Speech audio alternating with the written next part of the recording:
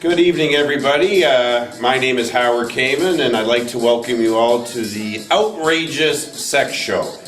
If you haven't heard it before, you will definitely hear it tonight. And the great thing about this show is we talk everything about sex, no holds barred. So if you want to hear about sex, you're listening to the right channel, the right place. And we actually have a lady on tonight who I believe is fully capable to enlarge everybody's mind and scope when it actually comes to enjoying sex to the fullest. This is a lady that thoroughly enjoys sex, likes talking about sex, likes performing sex, and as long as she's with somebody that is on the same wavelength as her, she can really expand their talent and their knowledge. So without further ado, I'd like to welcome a very special guest to the show tonight. Her name is JoJo. Is that right? Is that your full name? Is Joe your first name and Joe your last name, or do you?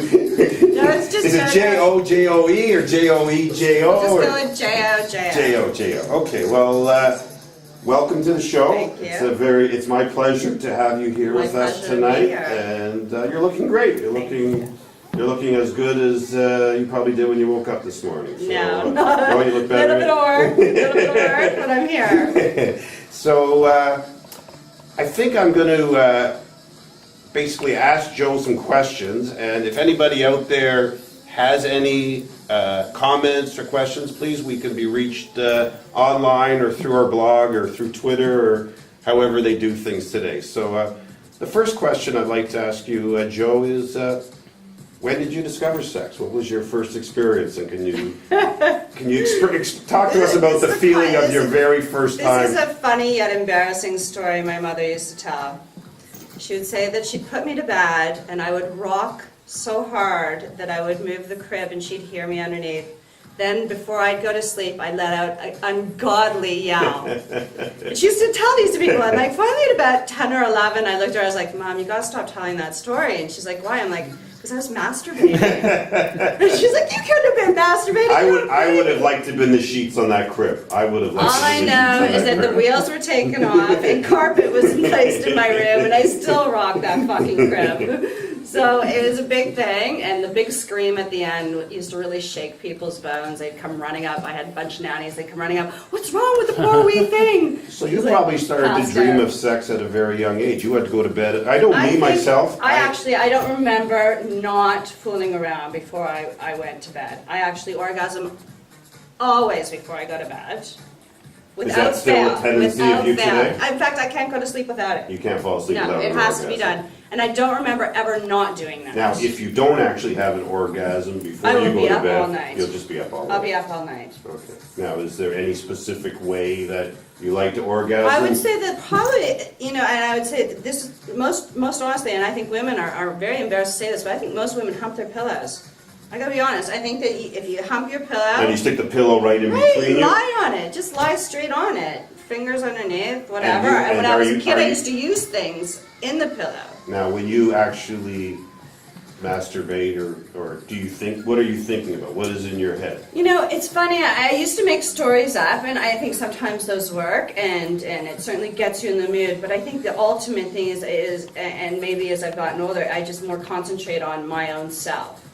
So maybe if I have a partner that I enjoy, maybe, or someone that I fantasize about. I'm not big on movie stars or anything like that, so that doesn't do it for me. But if I have recently made contact with someone that I maybe haven't had sex with, that might be someone that I put gas in your car. You thought they were really nice, hot or something. Yeah, maybe, exactly. Someone random. I think might women also be get turned on a lot by how a man actually communicates with them. If they communicate in a very intelligent way that actually women will drop looks for a nice personality, a bad boy, a funny boy, whatever their interests are. Absolutely. I don't think looks are necessarily a criteria for women. Now, younger women, that's different, but I think a mature woman, yes, absolutely. They will drop that criteria completely and go for a personality, whatever personality suits them. Okay. Yeah. I think we got to get back to the original question because we started talking about things. How do you get so off? But let's never mind masturbating or by yourself or in the crib or jumping out of the crib or jumping onto the crib or Apparently I liked jumping it in between there. the It's crib not or moving. rubbing your. Maybe you had a pole in your crib and you're doing pole Maybe. dancing in your No. crib, right? I don't remember that part. But the very first time, okay, and this could have been the very first time you're with someone. Were you nervous about it? Were you excited about it? Were you like pumped up like I this have is to going to say, I was very young. I remember when I was in grade probably 1, I organized a game with all these kids in my school, and it was kind of like tag, but when they caught you, they used to push you against the wall and dry hump you. So I would say that was probably grade 1, and I remember poor little Billy, he used to get caught a lot. He liked it though. I think he used to slow down when he see me coming, but so that was my first game that I think I remember. And I also remember I always had a lot of mutual friends in my family that had boys my age. So we used to do a lot of like show me yours.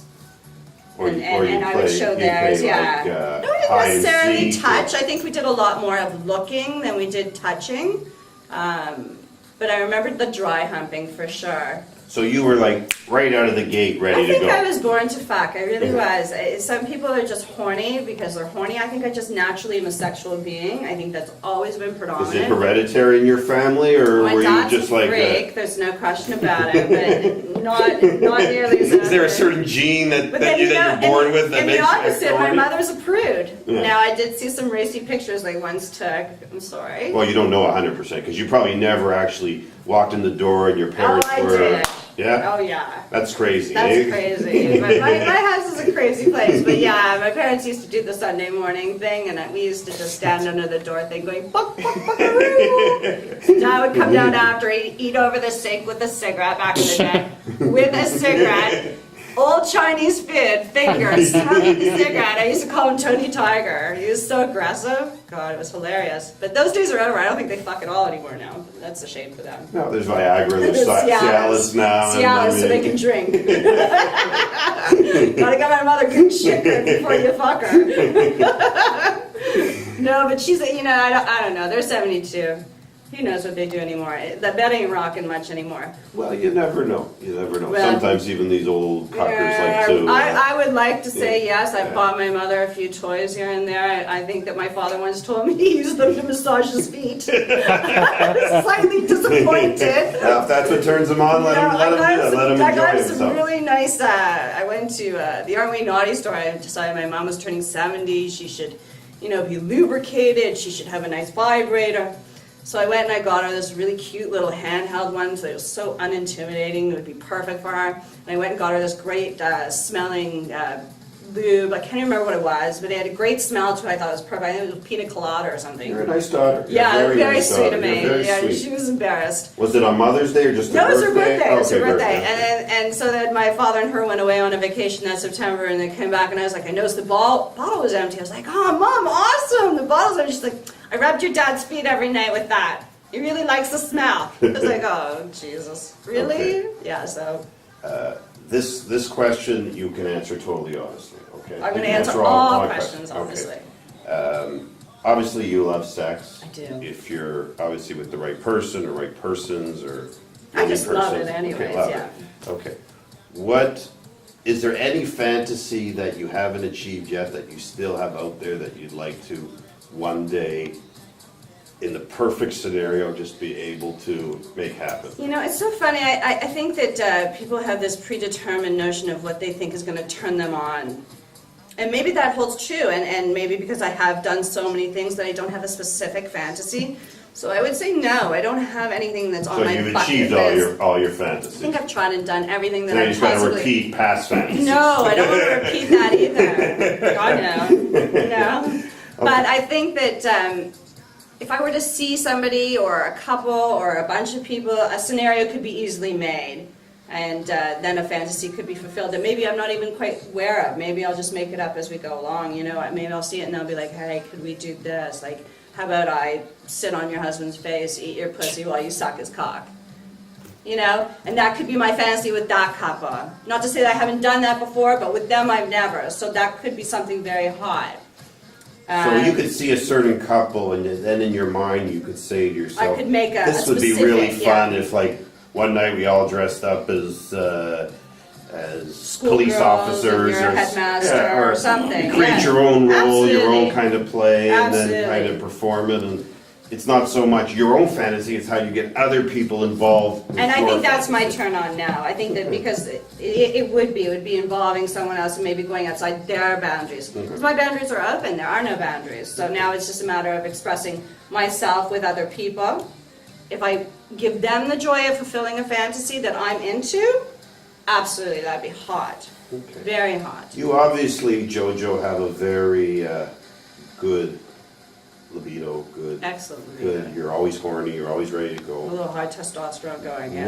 What would you suggest to people out there to improve their libido, improve their sex life? Well, I improve- gotta tell you, I say this to all women, and it scares me. Most women don't play with their vagina. Play with your vagina. Make friends with your vagina. Like your vagina. It's gorgeous. Everything that comes out of it, it's hot. Don't get freaked out by it. It's all good. The wetter, the better. I like that. The weather, the And, better. you know, feel it, touch it, do what you like. Find out things you don't like. Explore. Go into your ass. Don't go into your ass. Find what Is you there like. any time that you explore something different with your vagina that gives you a certain sensation? Because listen, different women react different You ways know what? when they're touching different It's spots. sure, and every partner, a different partner will do something differently that will hit something that no one else